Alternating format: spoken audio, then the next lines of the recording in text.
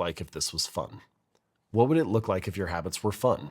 Like the most common New Year's resolution is to do some form of exercise. So, I feel like a lot of people are going to the gym in January because they feel like they should go to the gym or society wants them to go to the gym, or there's some kind of social pressure to go to the gym. But if we were to come up with a list of what it means to be active and fit, and healthy, we could come up with a long list of things. Go to the gym and lift weights. You could kayak, rock climb, do yoga, Pilates, whatever. We could probably sit here for like 15 minutes and come up with a real long list. And for most of your habits, if it's an important habit to you, I think it's worth it to take 10 minutes and write that list out and then look at it at the end and say, what would this look like if it was fun? Which of these options is the most fun to me?